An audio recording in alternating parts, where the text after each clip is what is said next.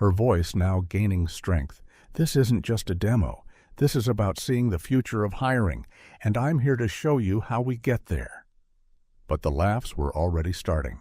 A soft chuckle came from one of the senior members, followed by a snicker from another. It wasn't just the kind of casual dismissal she'd expected. It was louder, more public. They were letting her know, without words, that she didn't belong here. She was a mistake they'd hoped would pass quickly. Her heart raced, but she couldn't let it show. She clicked the slide to move forward, to continue, but deep down, she felt the shift. This wasn't just a meeting anymore. It wasn't just a pitch. This was something more, something she'd only recently understood. In the back of the room, she noticed the janitor again, still passing by, still working in silence. Before we go any further, I have a quick question. Where in the world are you watching from tonight? Now, drop your country in the comments below, and we're always curious to see how far these videos reach. And if you're new here, welcome. Subscribe now and join the order. There was something resolute in his movements. Marley exhaled slowly, drawing strength from him, from the quiet way he carried himself with dignity, even in the face of being overlooked. She, too, had come from a place where people often assumed she didn't belong. And maybe, just maybe, they were about to learn what it meant to be underestimated. Marley's hand hovered over the keyboard again, ready to introduce the final slide. But something inside her hesitated. The board was already laughing. Would they still be laughing when she finished? She had to show them. Marley tapped her fingers against the cool edge of the conference table. The laughter from the executives still echoed in her mind, a relentless buzz beneath her calm exterior. She could almost hear it now, the dismissive tones, the whispered jokes. She exhaled slowly, eyes flicking from her laptop to the board members, each one seemingly more eager to dismiss her than to listen. But Marley wasn't about to let them win. She had come too far for that.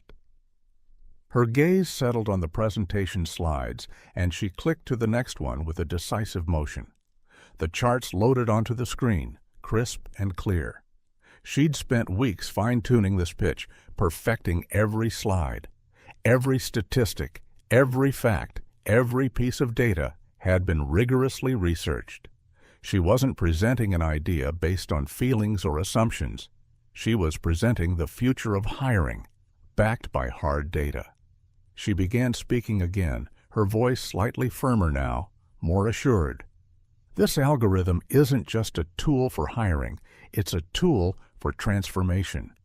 It will eliminate biases that exist in traditional hiring methods, biases based on race, gender, and even unconscious cultural preferences.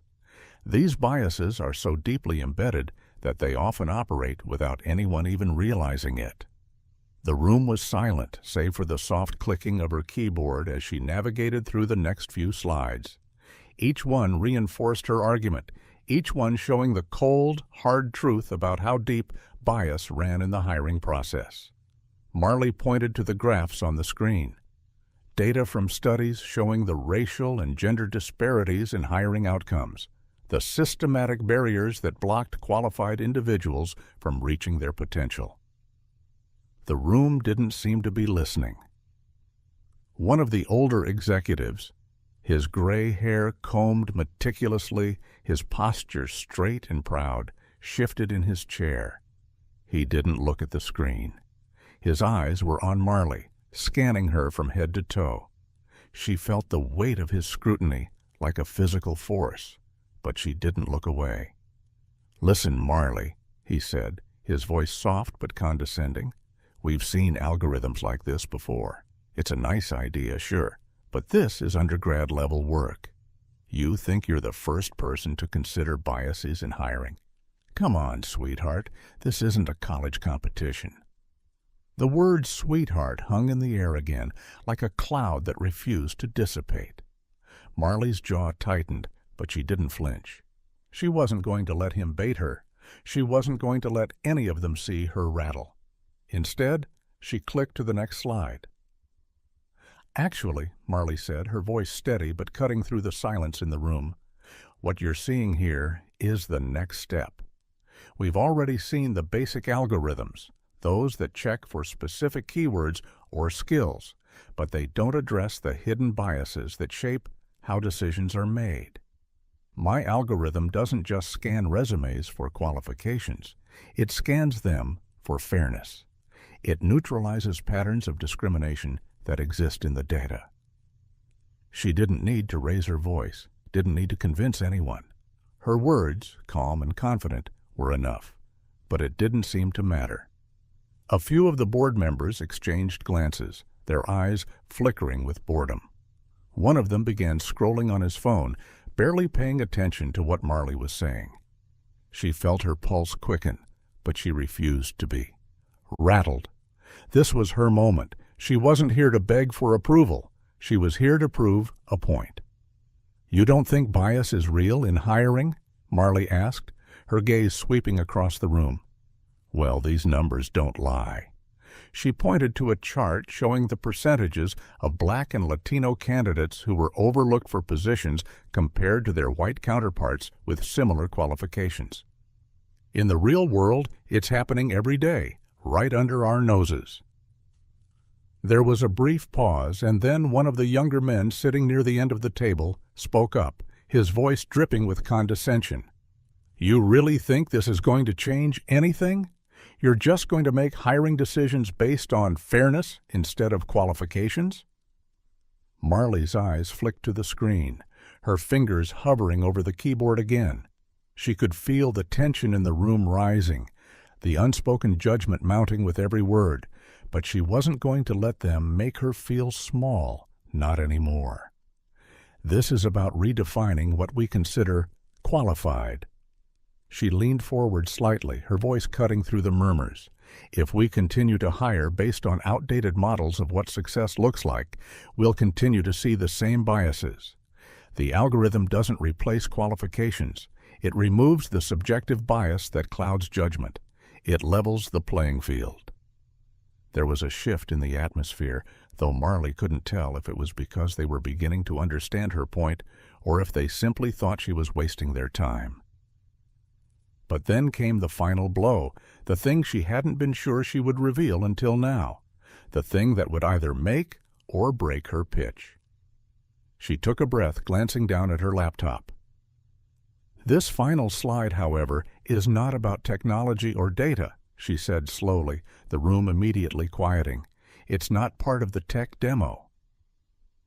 The board members turned their heads in her direction, their expressions shifting from skepticism to curiosity. The tension in the room was palpable. She clicked the final slide. The screen changed, and a document appeared, a contract with Delmore and Finch's letterhead. Signed. Executed. Just 2 days earlier. Marley glanced up, her eyes meeting the gaze of every board member. "I'm not here to sell you a pitch," she said calmly. "I'm here to evaluate your readiness." Gasps rippled through the room. Her name was at the top of the document, Marley D. James, Chief Data Equity Officer. The name of a brand new division, Delmore Equity Lab, a division dedicated to ensuring that equity and fairness would be baked into the very foundation of the company. It wasn't just a pitch anymore. It was a declaration.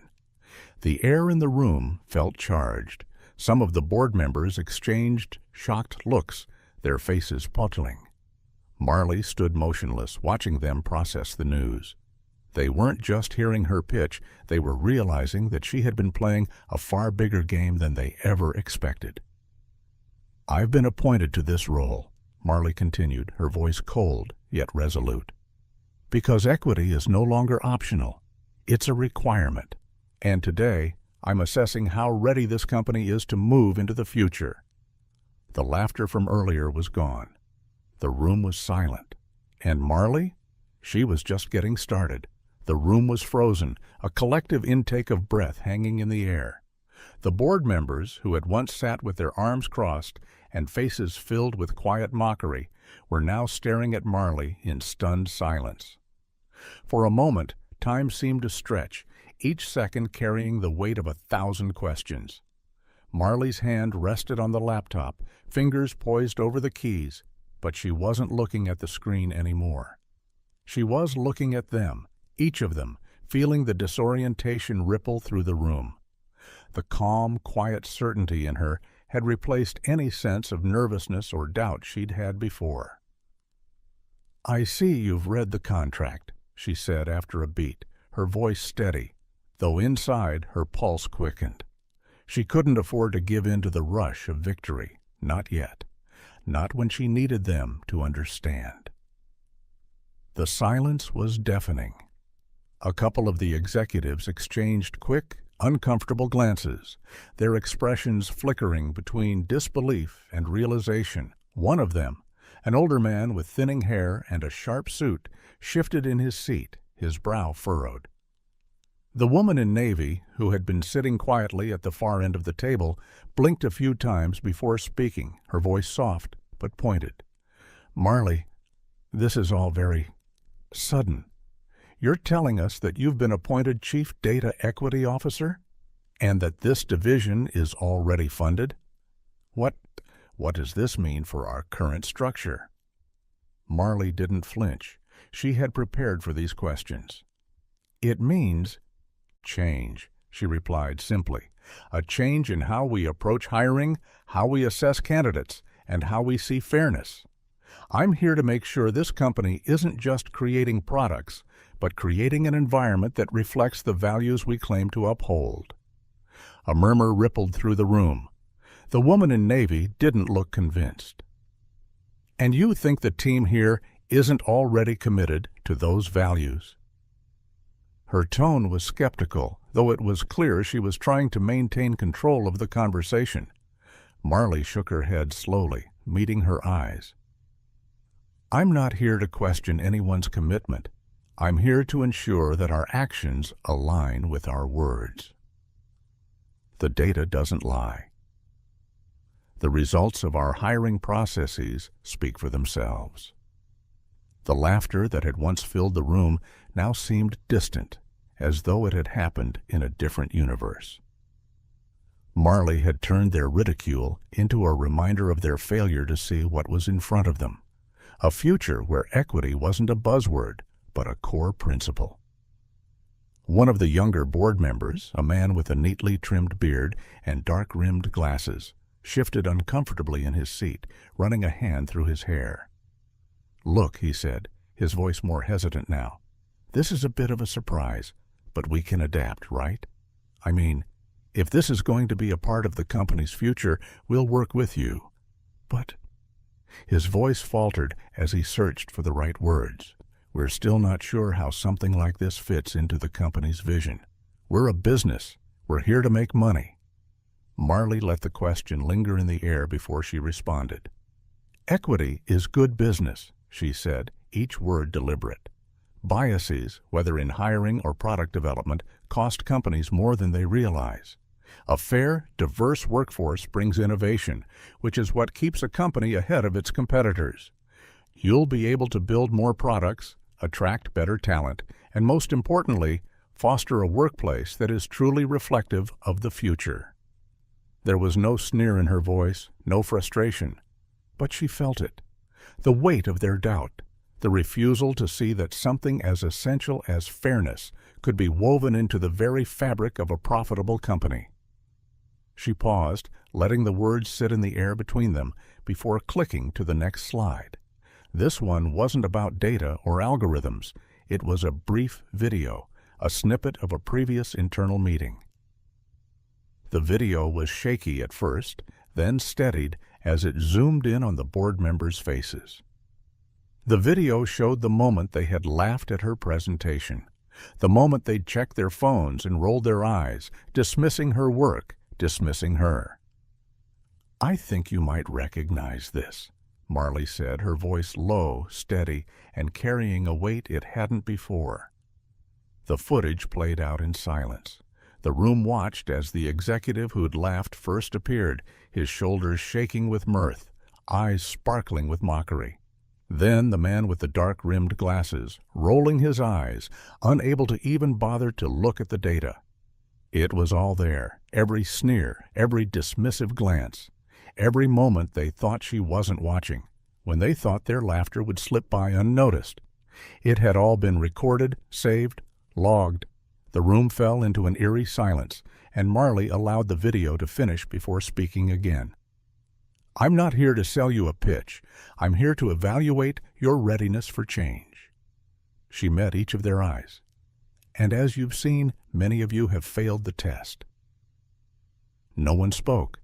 They couldn't. The weight of the footage, of their own actions, sat heavily in the room. Their indifference, their disregard for someone they saw as nothing more than an intern, was now undeniable. The very thing they had underestimated was the thing that was forcing them to confront themselves. It was the woman in navy who finally broke the silence.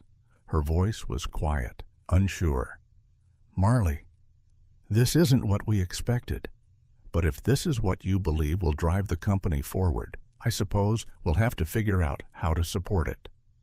She looked to the CEO, who had remained silent up until now, sitting in the back corner of the room. The CEO had observed it all, his face unreadable. When he finally spoke, his voice was calm but heavy with authority.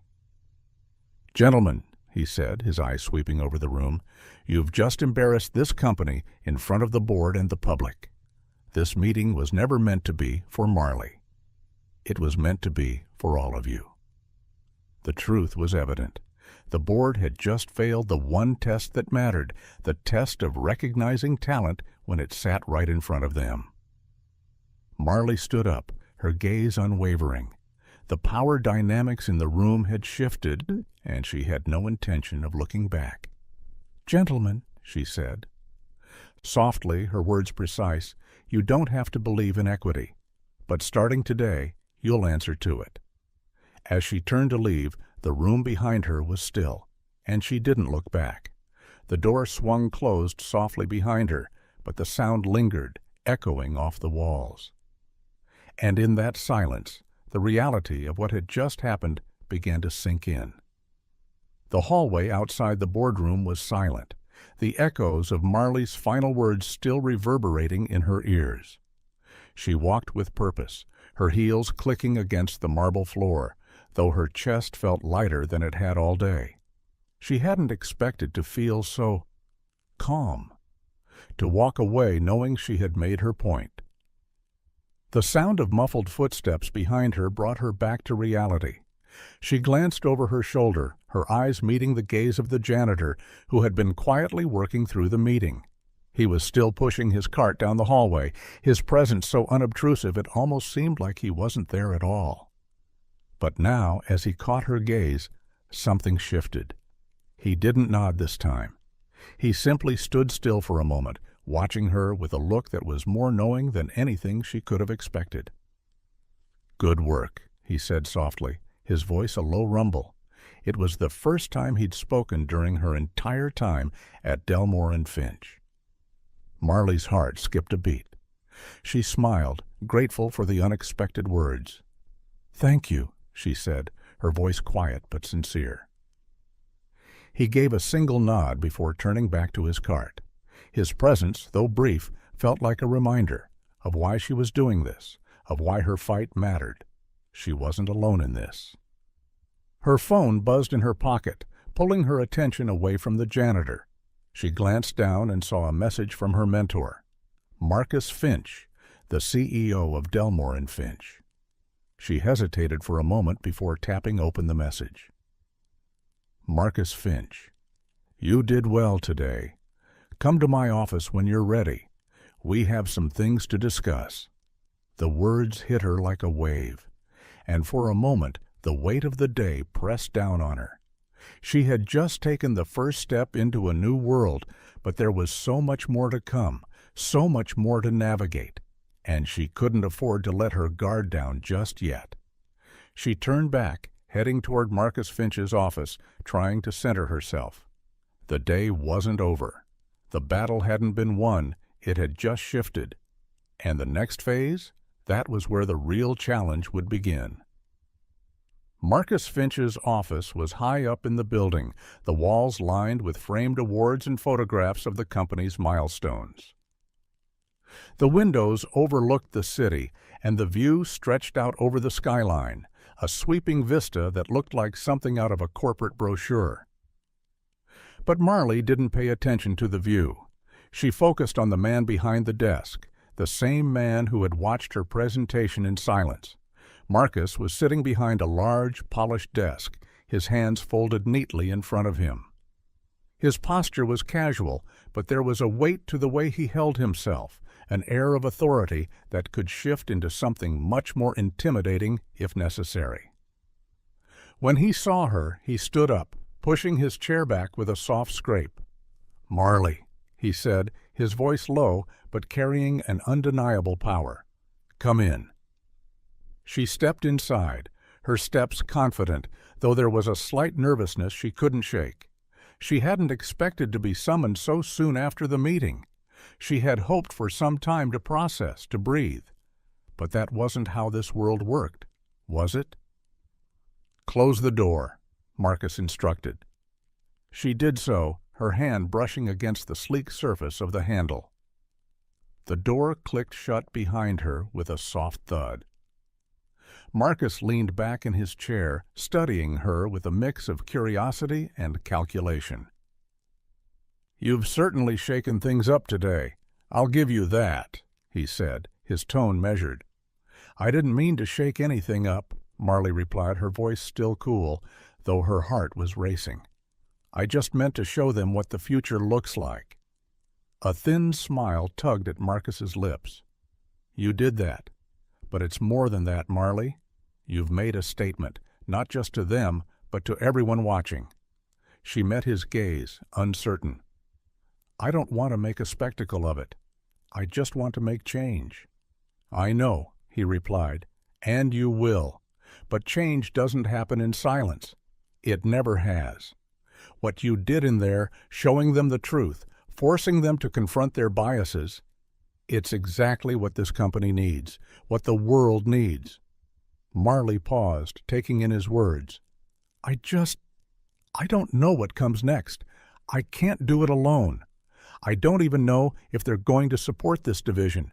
They weren't exactly enthusiastic. Marcus's eyes softened, and he leaned forward, his hands resting on the desk. "They'll come around, but you're not alone in this, Marley. Not in the slightest."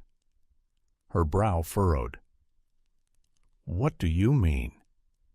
He pushed a folder across the desk toward her. She picked it up cautiously, her fingers skimming over the paper inside. It was a legal document, an acquisition agreement. But this wasn't just any agreement. The names of investors were listed there, high-profile names from tech and venture capital firms she had only heard of in passing. "This," Marcus said, "is the backing you'll need.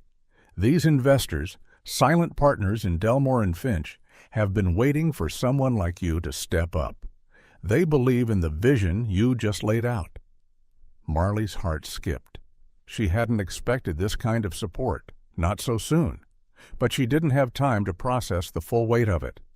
"What's the next step?" she asked, her voice steady, but her mind racing. Marcus sat back in his chair, his fingers steepled in front of him.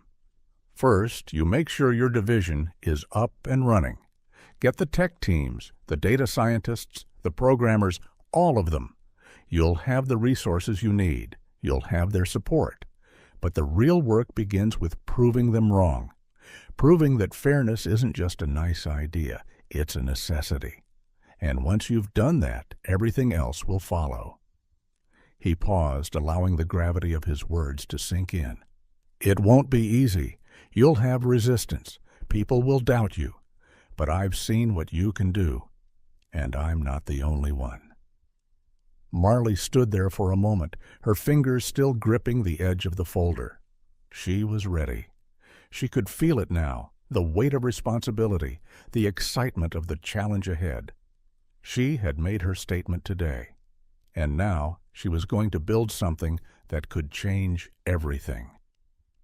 "I'll do it," she said, her voice firm. I'll prove them wrong." Marcus gave her a satisfied nod. "Good. I knew you would." And as Marley left his office, she couldn't help but smile. The fight had only just begun, but this time she wasn't going to fight alone. The rest of the day passed in a blur for Marley. The elevator ride back down to her floor felt like an eternity as she processed everything Marcus had said, everything that had just unfolded. She had expected some form of recognition, maybe even a brief congratulations, but nothing like this. The stakes were higher now. She had just stepped into a world that was about to demand more than she ever thought possible. She could feel the weight of the folder still tucked under her arm, the signatures of investors pressing through the paper, heavy with their expectations. They had given her a platform. They had given her the chance to prove them all wrong. But Marley wasn't just doing this for them. She wasn't doing this for the investors or the company. She was doing it for everyone who had ever been overlooked, for every candidate who had been dismissed because their name didn't fit the mold or their appearance didn't match the unconscious preferences embedded in every hiring algorithm. She was doing it for all the voices that had been silenced for far too long. The hum of the office building as she entered the lobby was a reminder that life outside her own thoughts had continued. She took a deep breath, pulling herself together as she moved toward the elevators. Her mind was already racing. How could she begin assembling her team? What would she need to get this new division off the ground? As she waited for the elevator to arrive, she caught sight of the janitor again. He was working just inside the door, sweeping the floor in front of a few tired employees, his movements quiet and unassuming. But this time, instead of simply walking past him, Marley stopped. She smiled at him, her chest tight but her heart lighter than before. He didn't stop working, but he gave her a nod, just a small acknowledgement. She took a step closer. "You okay?" she asked. He didn't immediately answer, continuing to sweep in slow, methodical movements. But then he looked up at her, his face softening. "Yeah. You?" Marley paused, glancing around the bustling lobby before meeting his gaze again. "I think so," she said. "I just didn't expect things to move so fast." He chuckled softly, his deep voice a gentle rumble. "Life's funny that way," he said. "Sometimes you gotta move faster than you're ready for." She laughed, the sound carrying a small release of tension. "I guess you're right about that." She hesitated for a moment, wondering if she should say more, but then the elevator doors dinged open. She looked back at him, the gratitude she felt toward this stranger almost overwhelming. "Thank you," she said simply, though the words didn't seem to capture everything. He nodded again, his eyes kind. "You've got this. Don't let them make you small." The elevator doors slid closed behind her, and Marley's chest tightened for a moment. She didn't know why those words hit her the way they did. Maybe it was because, deep down, she had always feared being made small. She was used to the world's disregard, but now she was in a position to make sure it wasn't just her who was seen. It was everyone. The next morning, Marley found herself in her new office on the top floor. It was much smaller than the grand corner offices she'd seen during her time at Delmore and Finch, but it was hers. And it came with a panoramic view of the city, a reminder that she was at the center of something that was going to change everything. The walls were bare, save for a few framed certificates and an abstract painting. She hadn't even had the chance to fully settle in when her phone buzzed on the desk. It was an email, marked urgent. She opened it quickly, and her eyes widened when she saw the sender. The CEO's office. Her stomach churned slightly as she clicked open the message. From CEO's office. Subject, immediate follow-up request. The email was brief, almost too concise. It said, "Please meet with the senior board members at your earliest convenience regarding your new role and the upcoming department launch. We need to discuss the next steps for moving forward." Marley felt a cold rush sweep through her. They were already calling her in for a meeting.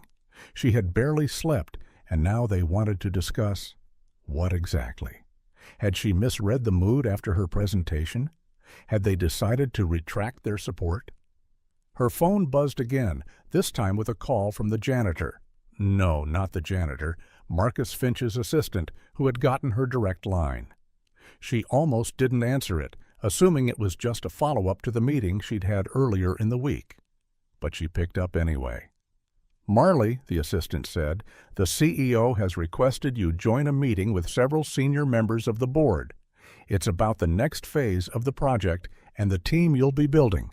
Can you make it in 15 minutes? 15 minutes? Marley echoed, trying to keep the surprise out of her voice. Of course, I'll be there. She hung up and sat still for a moment, absorbing the weight of the situation. She was about to face them again, those same men who had ridiculed her, laughed at her, dismissed her like she was just a kid playing dress-up. But now, things were different. She had proven she wasn't there by accident. She wasn't just some intern anymore. She was the future of the company. It was time to turn the tables again. By the time Marley walked into the glass-walled conference room, the board members were already seated, their eyes trained on her. The same faces that had dismissed her with laughter just days ago now looked at her with a mixture of curiosity and caution. Marcus Finch was there, seated at the head of the table, his calm presence the only source of reassurance in the room. Marley took a breath before sitting down at the chair opposite him. "Thank you for coming, Marley," Marcus said, his tone as professional as ever. "We've been discussing the next phase of your division's launch, and there are a few things we need to address before we move forward." She nodded, folding her hands together. "I'm ready," she said simply. The room was tense as the first executive spoke, his voice tight with what Marley could only call begrudging respect. "We've been reviewing your proposal, and while we see the potential in your vision for Delmore and Finch, we also recognize the immense responsibility it entails." "Responsibility?" Marley asked, raising an eyebrow. "You mean change?" Another board member, the same one who had called her pitch undergrad-level work, cleared his throat, avoiding eye contact. "Exactly. Change. The type of change you're proposing isn't just a shift in hiring, it's a shift in the very fabric of our company. A shift we're not sure we're fully prepared for." Marley didn't flinch. "Then it's time you get prepared." The words hit harder than she'd expected. The silence that followed stretched out, each second holding a promise. There was no going back now. The room grew heavy with silence after Marley's words. For a moment, the board members shifted uncomfortably in their seats, unsure of how to respond to the starkness of her challenge. They had been expecting a form of apology, a willingness to compromise. But Marley wasn't here for that. She wasn't here to beg for acceptance. Her eyes swept across the room, settling on the faces that had dismissed her, laughed at her, and underestimated her. She knew that the power had shifted. No one in this room could deny that anymore. But the question now was, how far was she willing to push them? Marley folded her hands on the table, maintaining her calm, composed demeanor. This wasn't just about her vision for the future. It was about making sure they understood what was at stake. Marcus Finch, who had remained silent since the meeting began, finally leaned forward in his chair, his expression unreadable. The other board members looked at him expectantly, waiting for him to speak. But it wasn't his words that would set the course of this meeting. It was the truth he had been withholding. He cleared his throat and looked directly at Marley, his voice low but steady. "You've done well, Marley, very well," he said. His eyes flicked to the board members, their faces shifting from uncertainty to confusion. "But you're not here by chance. You were always meant to be here." Marley raised an eyebrow, intrigued, but unsure where this conversation was headed. "What do you mean?" Marcus paused for a moment, his fingers lightly tapping the edge of the table. The silence in the room deepened. "Marley," he said, You're not just a recent grad with a revolutionary idea. You're not just someone who impressed us with your talent. You're the goddaughter of one of the original founders of Delmore and Finch." A collective gasp rippled through the room. The board members exchanged stunned glances, their expressions morphing into disbelief. Marley remained calm, though the shock of hearing this wasn't lost on her. What?" she asked, her voice tight as she tried to process his words. I didn't know that was something you were going to reveal." Marcus nodded, his face softened by something like a quiet regret. "Your godfather, Thomas Finch, was a major driving force behind the company when it was first founded, but he left a portion of his stake in the company to you when he passed 5 years ago. His wishes were clear. He wanted you to take over when the time was right. But the company's board," Marcus glanced at the board members with a knowing look, "decided to keep your involvement under wraps until you were ready. That time is now." Marley's mind raced. She had known her godfather was involved in the founding of the company. She had always admired his legacy, but she had no idea that his involvement ran so deep. The weight of it hit her like a wave. All this time, she had thought of herself as an outsider in this world, never truly understanding her place in it. But now it seemed like the very foundation of Delmore and Finch had been built on someone she was connected to by blood and trust. This is a lot," Marley said, still trying to wrap her head around the revelation. "I didn't know. How could I have?" Marcus offered a small, reassuring smile. "Thomas trusted you. He knew you'd understand what needed to be done. You've always had the vision, Marley. The trust was simply waiting for the right time to pass into your hands." One of the board members, a senior executive who had been silent up until now, spoke up, his voice trembling with incredulity. "So, you're telling us that Marley has a controlling stake in Delmore and Finch? That her appointment wasn't just a clever move, it was part of a long-term plan?" Marcus nodded slowly, his expression unreadable. "That's exactly what I'm saying." The room shifted. The weight of the truth settled over them like a thundercloud. Marley was not just an intern with an idea. She was part of the very legacy they had built their careers on. She had always been in the position to reshape this company, but now that potential had turned into power. The power to change the future of Delmore and Finch. The board members looked at her differently now. Gone was the disdain, the mockery. Now there was only wariness and perhaps a touch of fear. Fear of the unknown, fear of a future they couldn't control. One board member, the same executive who had so casually dismissed her earlier, leaned forward, his hands pressed flat against the table.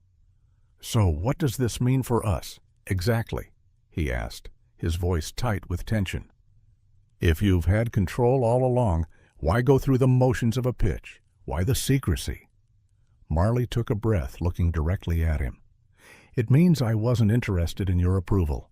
I wasn't here to beg for your acceptance. I'm here to do what's right for this company. I'm here to make sure that Delmore and Finch doesn't just make money. We make a difference." The room was quiet again. They had seen her as a threat before, an outsider, a young intern with ideas too ambitious for her age. But now they saw her for what she was, someone who had been quietly biding her time, waiting for the moment when the veil was lifted and she could finally step into the light. A part of Marley still wanted to laugh, to scream in exhilaration that everything was finally in motion. But instead, she kept her composure. She could feel the pulse of her heart, steady and sure. The next part of the battle would not be in these rooms. It would be in the world outside the glass walls, where the change she envisioned would take root. But first, she had to ensure that the people in this room were ready for what was coming. "I didn't ask for this responsibility," Marley said, her voice steady, "but I will carry it. I will make sure this company leads the way in creating a future that works for everyone, not just the people who've always had the power. And if any of you are not on board with that vision—" She let the silence hang for a moment, letting the weight of her words sink in. "Well, you don't have to stay." The tension in the room was palpable, but it wasn't just fear anymore. Now there was a begrudging respect, because they could see the fire in her eyes. They could see the legacy of the man who had trusted her, and they realized that the future of Delmore and Finch had just taken a turn they weren't prepared for. The board members sat in silence, each of them contemplating her words. No one spoke for several long moments. Finally, it was the older woman, the lone female executive, who broke the silence. Her voice was steady, but her words carried a weight that seemed to pierce the room. "Then let's get to work, Marley," she said. And in that moment, the future began to unfold, not just for Marley, but for everyone in that room. Because whether they liked it or not, the winds of change were no longer something to fear. They were something they had to follow. The days following the meeting with the board were a blur of planning, strategy sessions, and internal meetings. Marley knew that the hardest part was still ahead. She had taken control, but now she had to prove herself. She had to turn this vision into reality, and reality had never been so daunting. She spent most of her days in her new office, the once empty walls now beginning to fill with plans, documents, and meeting schedules. Her division, the Delmore Equity Lab, was still in its infancy. There were no employees yet, no team, no infrastructure, just a name, a promise, a bold statement of intention. But that was the easy part. The hard part would be taking that name and turning it into something that could change the course of Delmore and Finch forever. But Marley wasn't doing this alone. She had the backing of Marcus Finch, the silent support of the investors, and now the reluctant but growing support of the board. For the first time, she felt a glimmer of hope that maybe, just maybe, this company was ready for change. The first step was hiring. And in the world of corporate America, hiring wasn't just about finding the best candidates. It was about creating a culture, one that reflected the values Marley was determined to instill. She needed people who understood that equity wasn't just a buzzword. It was a commitment. She needed people who had the passion and expertise to bring her vision to life, not just a resume full of accomplishments. Her first hire was someone she had admired from afar, a young black woman named Tiffany, who had been a data scientist at a rival tech firm known for its progressive stance on diversity and inclusion. Tiffany's work in machine learning had gained industry recognition, but what Marley admired most about her was her unwavering belief in the importance of fairness in technology. Tiffany had been working at Delmore and Finch for a few months when Marley first met her. Unlike the rest of the company, Tiffany had never viewed Marley as just an intern. She had seen her potential long before the board had. Marley reached out to her privately one afternoon. They met in a small coffee shop near the office, the kind of place where the noise of the world outside felt distant and irrelevant. "I've got a proposition for you," Marley said, her voice steady, though her heart raced in anticipation. "I'm building something here, something that will change the way Delmore and Finch approaches tech. I need someone who believes in equity as much as I do, someone who understands the importance of fairness, not just in theory, but in practice."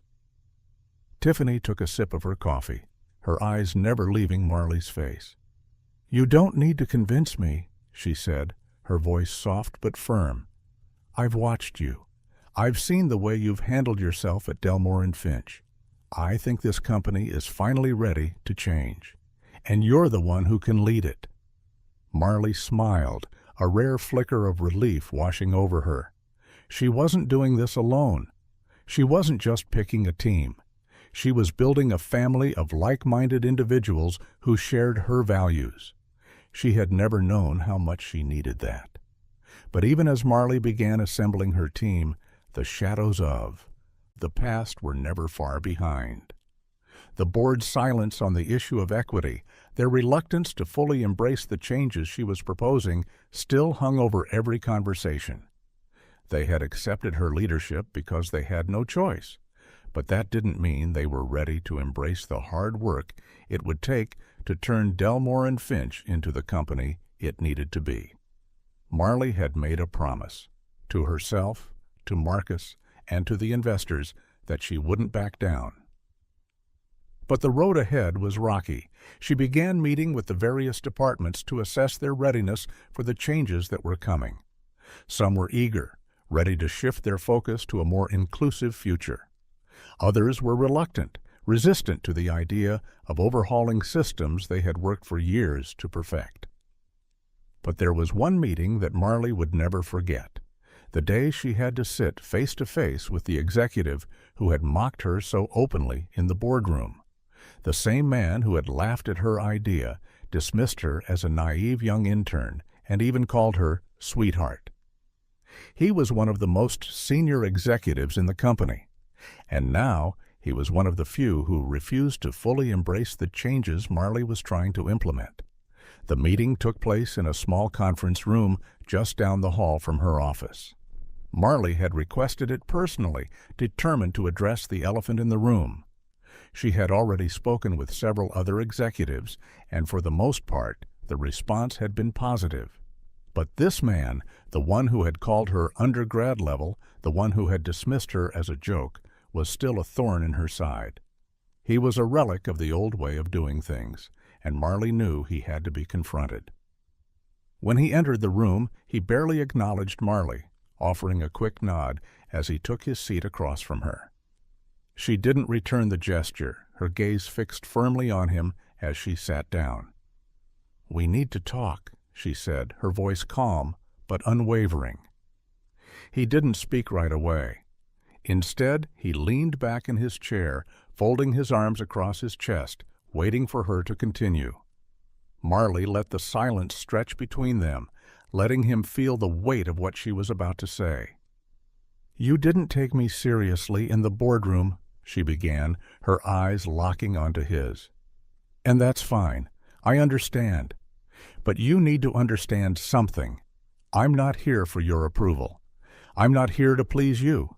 I'm here to make this company better." He chuckled softly, the sound tinged with condescension. "You're really going to lecture me about this, huh?" Marley didn't flinch. "I'm not lecturing you. I'm telling you what's going to happen. I'm telling you that if you're not willing to get on board with this, you'll find yourself irrelevant. You'll be a part of the past while the rest of us move forward." For a moment, he didn't respond. The silence stretched. But this time, it wasn't uncomfortable. It was charged with an unspoken understanding. He wasn't used to being spoken to like this. He wasn't used to being put in his place. "But every time I think I'm done, something else comes up. Another roadblock, another fight." Tiffany's expression softened. "You're doing more than most people ever will. And you're not doing it alone, Marley. We're all in this together." Marley looked at her, feeling the weight of her words sink in. Together. It was a simple word, but one that carried so much more weight than Marley had realized.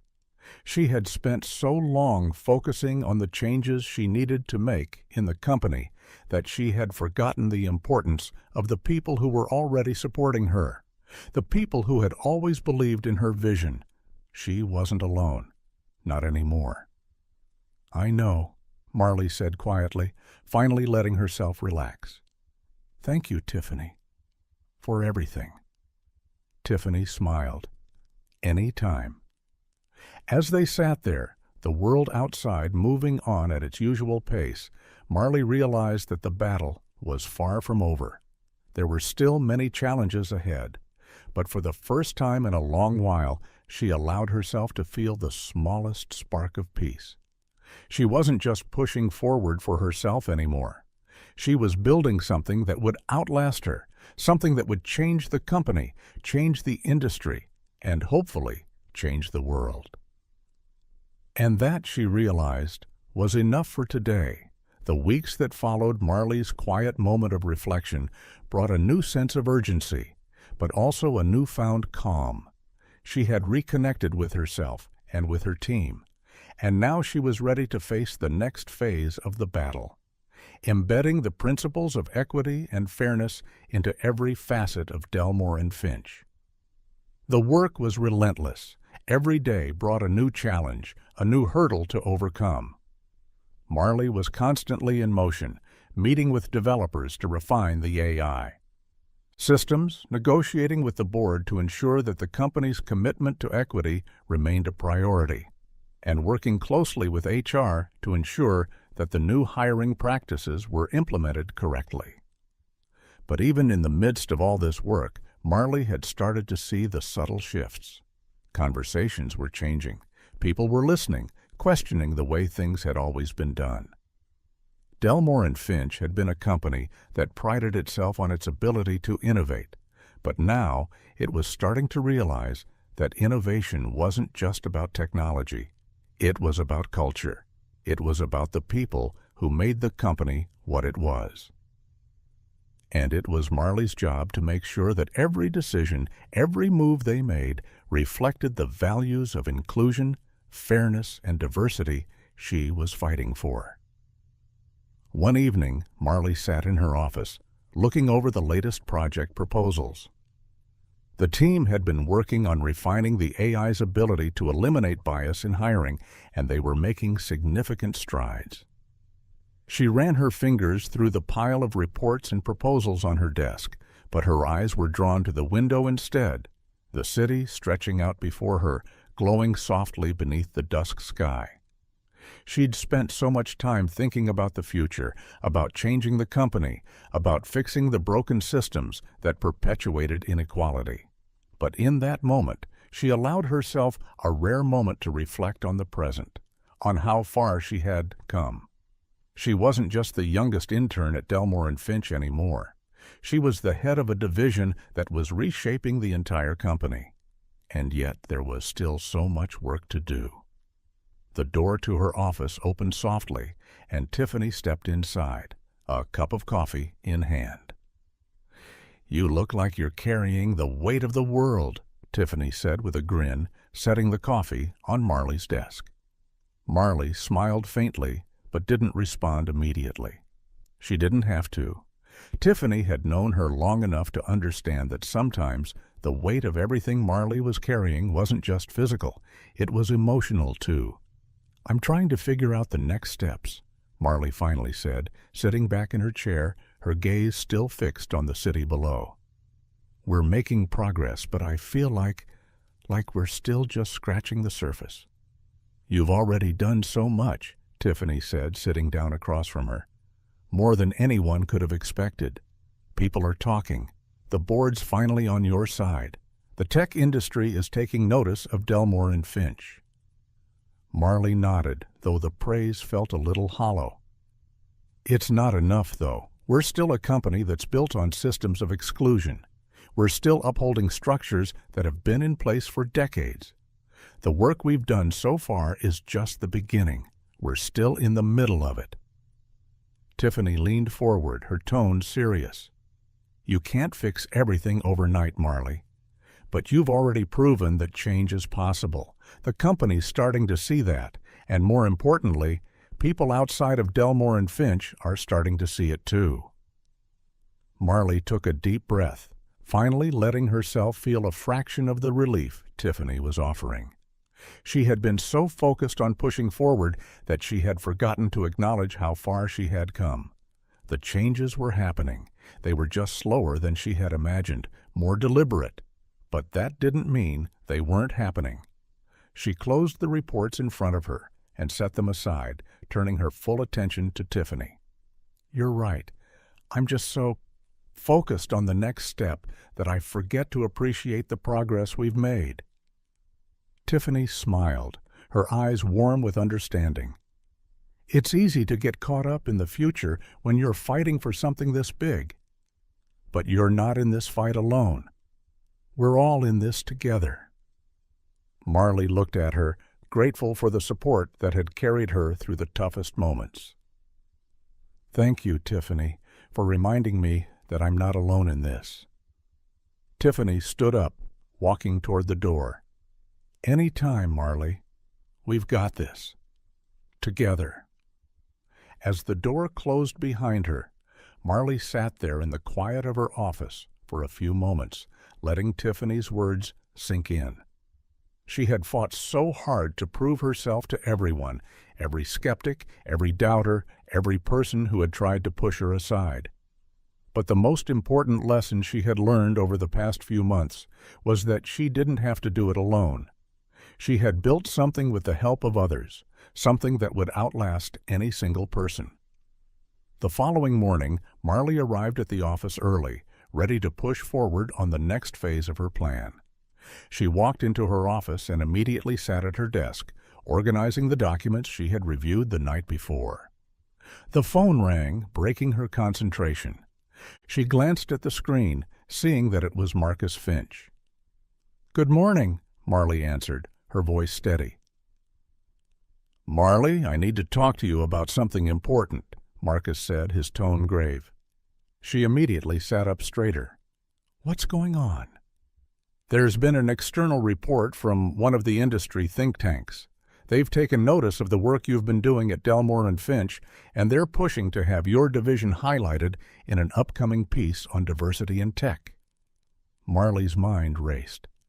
"That sounds like good news." "It is, but it's also complicated. The report is going to put us under the spotlight in a way we've never experienced before. The media will be watching, and there will be even more pressure to deliver on our promises of inclusion. This could be the moment that defines everything for us." The weight of his words settled over her. The pressure was mounting, but it was also an opportunity, a chance to prove once and for all that the work they had done wasn't just a trend, it was the future. "I'm ready for it," Marley said, her voice unwavering. "We're ready." Marcus's tone softened. "I knew you would be. I'll arrange for a meeting with the board to discuss how we present this to the public. It's time we show the world what we've been building." Marley's heart began to race, but this time it wasn't from fear. It was from excitement. The work she had fought for, the vision she had pushed so hard to implement, was finally going to be seen by the world. They weren't just another tech company anymore. They were a beacon for change. As Marley prepared for the meeting later that day, she allowed herself a moment of reflection. She had come from a place where she was underestimated, unseen. But now she was shaping a company, an industry, and a movement. This was the legacy she had always dreamed of, one of equality, fairness, and transformation. And this was just the beginning. The meeting with the board that afternoon was a pivotal moment. Marley could feel the anticipation hanging thick in the air as she entered the glass-walled conference room. She had been preparing for this conversation for weeks, but now that it was finally here, the weight of what she was about to present hit her all over again. The room was filled with the usual board members, stoic, calculating, their faces a mask of professionalism. But there was something different today. Something in the way they sat a little straighter, in how their eyes flicked to her with a mix of expectation and wariness. They knew this wasn't just another update on the Delmore Equity Lab. This was about to become the next chapter in the company's history, one that would either solidify Marley's vision or make her a footnote in a much larger conversation. Marcus Finch, as always, sat at the head of the table, his eyes calm, giving nothing away. Marley sat across from him, her heart steady, but her mind sharp. "Good afternoon, everyone," Marley began, her voice clear, unwavering. "I'm here to discuss the report from the industry think tank and the next steps for Delmore and Finch." She noticed the shift in the room as she spoke. Some of the board members leaned forward, while others remained still, their gaze intent on her. The weight of their eyes on her shoulders could have been intimidating, but Marley had long since learned to embrace it. This was her moment. The report, which had been released just days before, had praised the work of the Delmore Equity Lab for its bold approach to eliminating bias in hiring algorithms and its commitment to fostering a more inclusive workplace. The think tank had written that Delmore and Finch was setting a new standard for tech companies, one that blended technological innovation with ethical responsibility. "The spotlight is on us now," Marley continued, clicking to the first slide, which displayed excerpts from the report. "The world is watching, and the pressure is real. But this is exactly the moment we've been waiting for.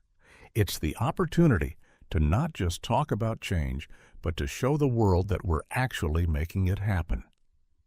She paused for a moment, allowing the weight of her words to settle.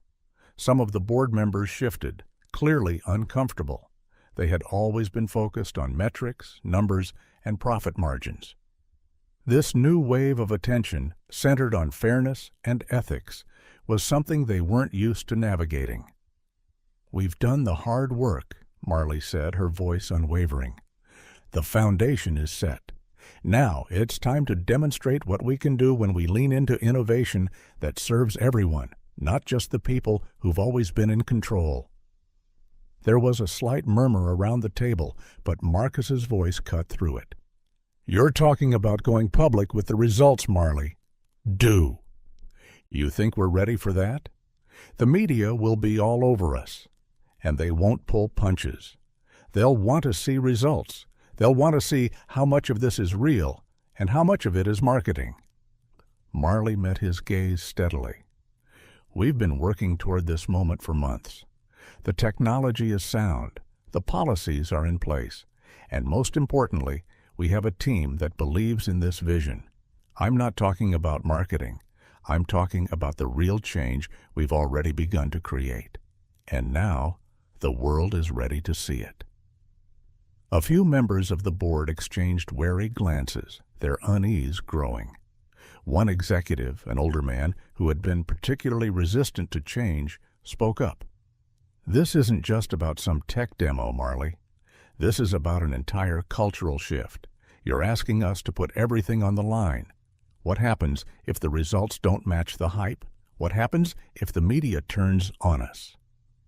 Marley felt a brief flicker of doubt, but she didn't let it show. She had thought about these risks, but she knew that doing nothing wasn't an option. The world was changing around them, and Delmore and Finch had a choice. They could either lead the charge or be left behind. "We have the results," Marley said, clicking to the next slide, which displayed the real-world impact of their new hiring algorithm. The data was stark. A 32% increase in diverse hires, a 25% improvement in female representation in leadership roles, and a marked reduction in unconscious bias in candidate selection. "These are not hypothetical numbers. They're the product of the work we've done together." She let the data speak for itself. The room grew quiet as they absorbed the figures, the weight of the reality settling on their shoulders. "We've already made a difference," Marley continued, her voice now carrying the quiet conviction that had become her trademark. "And if we want to maintain our position as leaders in tech, if we want to be seen as a company that sets the standard, then we have to embrace this moment. We can't back down." Marcus watched her for a long moment, his gaze thoughtful. The board remained silent, all eyes on him as if waiting for his verdict. He cleared his throat. "You've made your case," Marcus said, his voice steady. "The question is, do we have the strength to follow through? Can we handle the scrutiny that will come with this kind of public recognition?" Marley didn't hesitate. "We are handling it. We've already proven that we can. This is the next step. The world is ready to see Delmore and Finch as a leader, not just in tech, but in ethics. We've already committed to making a difference. Now, we have to show it." There was a long silence, broken only by the sound of shifting papers and the quiet hum of the building outside the room. Finally, one of the younger board members, someone who had been more open to the changes Marley had implemented, spoke up. "I think it's time," he said, his voice firm. "The world is watching, and we're either going to lead or we're going to get left behind. Let's do it. Let's show the world that Delmore and Finch is about more than just making money. It's about making a difference. A few of the older executives exchanged glances, but no one spoke up in opposition. One by one, they nodded, acknowledging that Marley was right. The company had come too far to turn back now. Marcus finally spoke, his voice deep with approval. "All right, we're moving forward, but we'll do it carefully. We'll craft the narrative. We'll show the world the results. We'll show them that Delmore and Finch isn't just about tech innovation. It's about creating a world where innovation works for everyone." Marley nodded, her heart beating a little faster. This was it. The company had officially crossed a line, and now they would have to walk the path of accountability, transparency, and change. But Marley was ready. She had spent months preparing for this moment, and she was not about to let the world's spotlight become a spotlight of scrutiny. As the meeting drew to a close, she stood, the weight of what she had just accomplished sinking in. She had convinced them. The company was ready to step into the future, her future. Later that day, as Marley walked through the office, she couldn't help but feel the magnitude of the shift. It wasn't just about the board's approval or the upcoming media coverage. It was about the lasting impact that was finally beginning to take shape. Delmore and Finch was no longer just a tech company. It was a company that was building a legacy of fairness, inclusion, and transformation. And Marley knew, as she glanced around the bustling office, that this was only the beginning. The day after the board's decision to go public, Marley felt the weight of it pressing down on her, in a way that made her almost dizzy. There was no turning back now. Delmore and Finch was about to be thrust into the public eye, the media already buzzing about their bold move to put equity at the forefront of their tech innovations. But with that attention came a new set of challenges: scrutiny, judgment, and the fear of failure. The reporter raised an eyebrow, clearly impressed with her confidence. "You've been making these changes at a rapid pace. Some critics argue that the company is alienating employees who are resistant to change. How do you plan to handle the internal pushback?" Marley's gaze didn't waver. "I understand that change is difficult, but it's necessary. We're not just changing policies, we're changing how we think about talent and success. Some people will resist, but the reality is that if we want to remain competitive, we need to build a culture where everyone has a seat at the table. I'm committed to working with everyone to make that happen." The journalist nodded, then leaned forward slightly. "And what do you say to those who argue that this focus on equity might hurt your bottom line in the long run, that it's a risk to your profitability?" Marley smiled slightly. "We've already seen the data. Diversity isn't just good for society, it's good for business. Diverse teams outperform their homogeneous counterparts in innovation, problem-solving, and even profitability. The proof is in the numbers. We're investing in the future, and that future is built on inclusion." As the interview continued, Marley felt a weight lift off her shoulders. This wasn't just about the company anymore. It was about something bigger, something that could change the way the tech industry, and maybe the world, thought about innovation, leadership, and equity. By the time the interview wrapped up, Marley was exhausted but exhilarated. The real work was still ahead of her, but for the first time in weeks, she felt a deep sense of peace. The world was watching, yes, but that wasn't the problem. The real question was whether Delmore and Finch had the strength to keep moving forward, and Marley had no doubt that they did. She was ready for the next chapter. The days following Marley's interview were a blur. The media was buzzing with coverage of Delmore and Finch's equity initiatives, and while the praise was loud, the criticism was just as piercing. As expected, some of the most vocal skeptics, especially from within the tech industry, were calling the company's efforts a trend or a distraction. A few analysts had even suggested that Delmore and Finch's commitment to diversity and inclusion might eventually backfire, harming the company's core business. Marley had anticipated the backlash. She had expected the critics, the whispers of doubt, the slow creep of resistance. But even with the data, the metrics, the undeniable improvements they were seeing, it still stung. The weight of those words hung over her like a storm cloud. Her days were consumed by meetings, strategy sessions, and endless negotiations with senior leadership. She was trying to hold the company together while pushing forward with the changes that would ensure its long-term success. But there were moments when she was alone, in her office, staring at the reports or the articles or the emails from the board, when she wondered if she was truly making the right decision. The phone buzzed. It was a message from Tiffany. "Tiffany, you good?" Marley stared at the message for a moment before typing back quickly. "Marley, trying to stay afloat. It's been a rough week. Tiffany, you're not alone in this, remember? I'm here whenever you need to talk." Marley smiled faintly. Tiffany had been her anchor throughout all of this. She had been there from the very beginning, when Marley's vision had been nothing but a series of ideas on a whiteboard. And now, as they sat on the precipice of a monumental shift in the company, Tiffany was still there, steadfast, supportive, unwavering. Marley sat back in her chair, letting the weight of the past few days wash over her. The world outside her office window was busy, bustling with life, while inside her mind, she felt like she was in the eye of a storm. She had pushed so hard to get here, to transform Delmore and Finch into something that was more than just a tech company, to make it a company that valued fairness and inclusion. But now the real test had begun. The storm was breaking. The next morning, Marley walked into the boardroom for another round of meetings. This one felt different.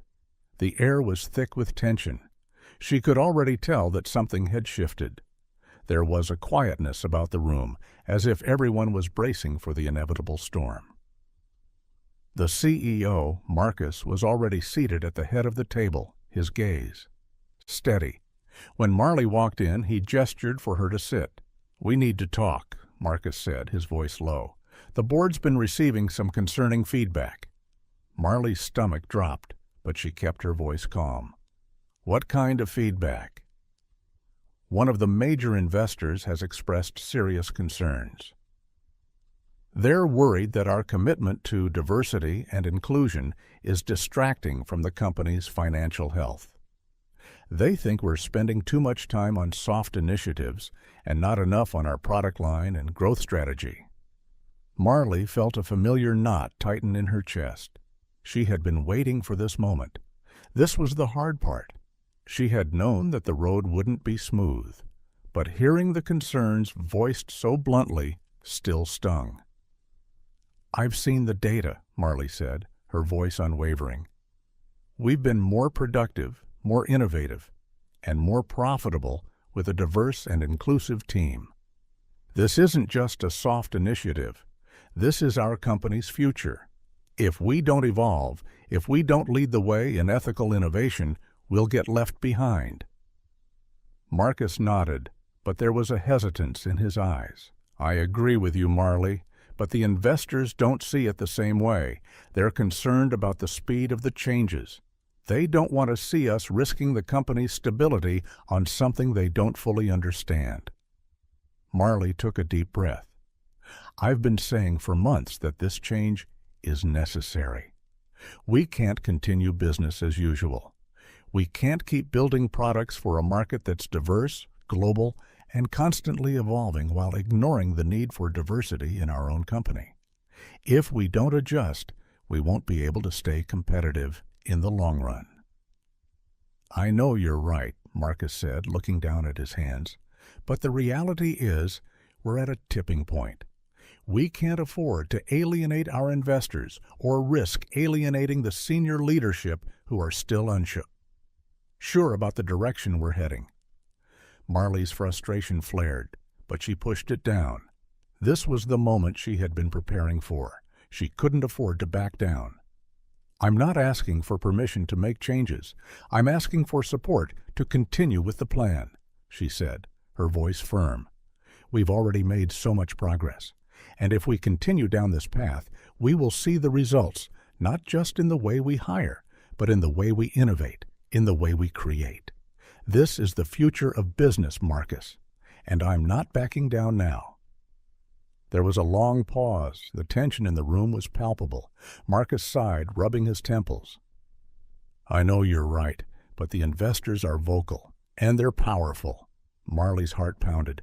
She knew what had to be done. Then it's time we take the fight to them. If they don't see the potential in what we're building, we'll show them. The next few days were a whirlwind of meetings and presentations. Marley worked with her team to prepare a full report, one that would show the financial benefits of diversity in terms that even the most skeptical investor couldn't ignore. She had the numbers, the data, the real-world examples to back up every claim.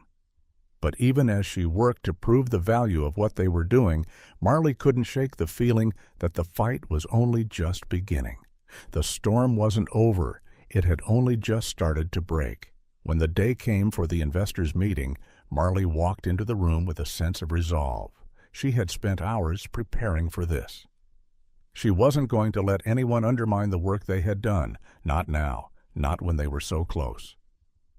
The room was full of familiar faces, but this time there was something different in the air. The investors were watching her, waiting to see if she could convince them. Marley felt the weight of the moment settle over her, but she didn't let it stop her. She had worked too hard to let fear control her. Good afternoon, Marley began, her voice calm but filled with purpose. Today we're going to show you the results. Not just the data, but the real-world impact of the changes we've made. We've already seen that our commitment to diversity isn't just good for our culture, it's good for business. She walked them through the report, highlighting key statistics, examples, and projections. She showed them how diverse teams had outperformed homogeneous ones in innovation, in problem-solving, and in productivity. She demonstrated how the initiatives were already boosting the company's performance and how, in the long run, they would continue to drive growth. By the end of the presentation, the room was silent. Marley watched as the investors exchanged glances, their expressions unreadable. The tension was thick. But then one of the more influential investors, someone who had been skeptical of the plan from the start, spoke. I have to admit, Marley, the numbers are impressive, he said, his voice low. And I see the potential. You've convinced me. We're on board. We'll continue to support the next phase of this initiative. Marley exhaled slowly, her heart pounding in her chest. This was the breakthrough they had needed. This was the moment that would secure the future of Delmore and Finch, and her vision. The storm had broken, but it hadn't broken her. It had only made her stronger. As the meeting wrapped up and the investors filed out, Marcus approached her, a rare smile on his face. You did it, he said. You convinced them. Marley nodded, a feeling of quiet triumph swelling in her chest. We did it. The storm was far from over, but for the first time in a long while, Marley felt like they were finally on solid ground. It had been a week since the investors had given their backing to Delmore and Finch's diversity and equity initiatives.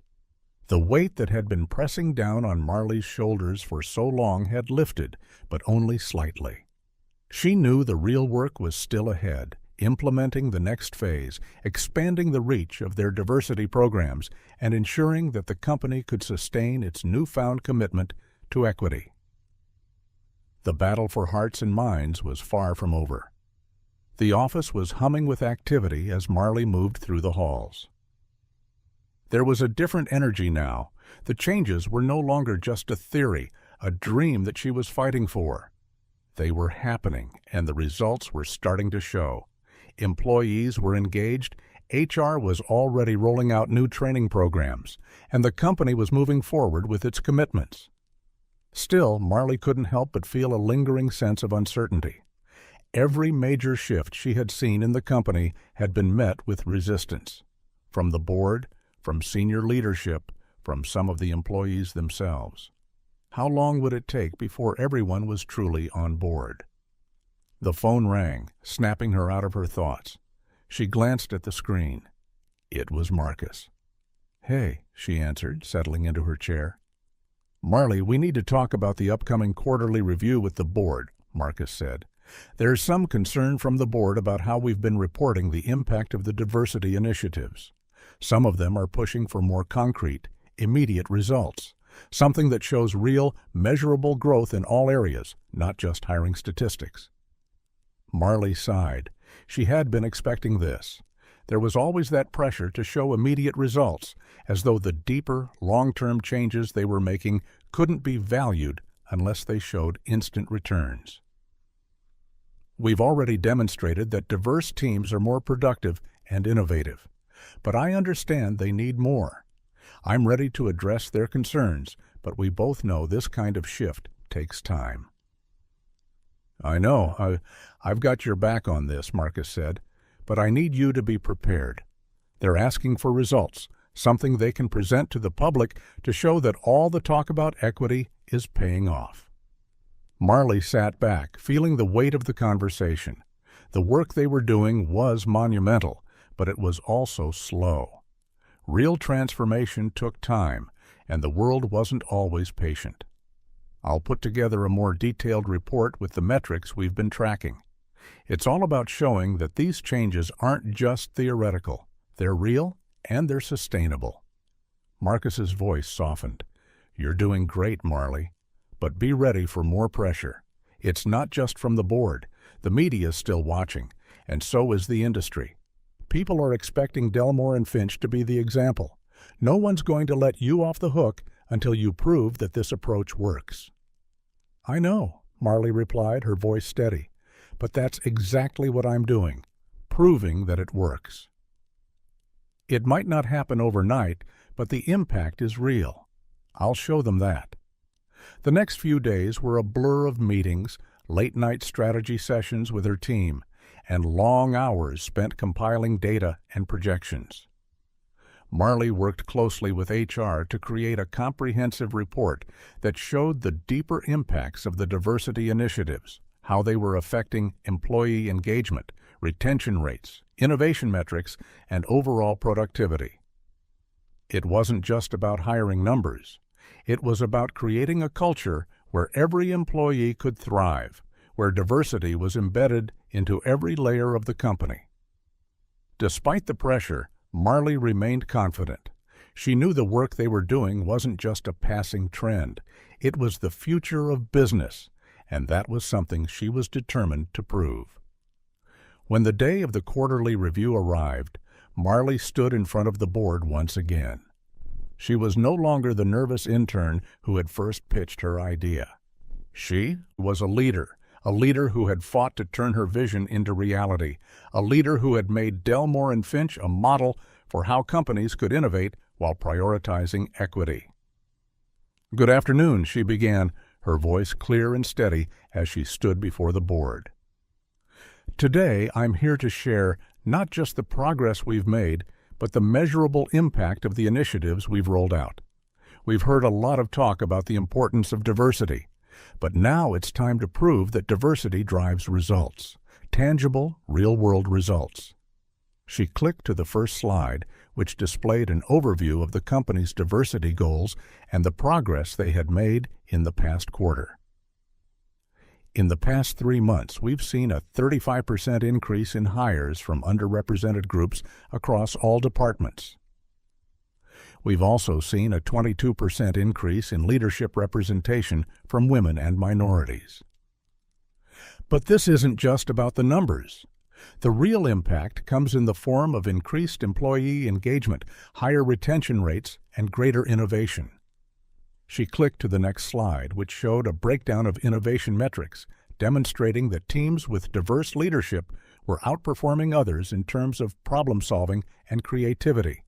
Our diverse teams are more innovative, they're more productive, and they're delivering stronger results across the board. The room was silent as the board members absorbed the data. Marley knew they were listening, and she could feel their skepticism starting to melt away. But this wasn't just about numbers. It was about changing the way they viewed the future of business. "This isn't just a diversity initiative," Marley continued. "It's a business strategy. Diverse teams create better solutions.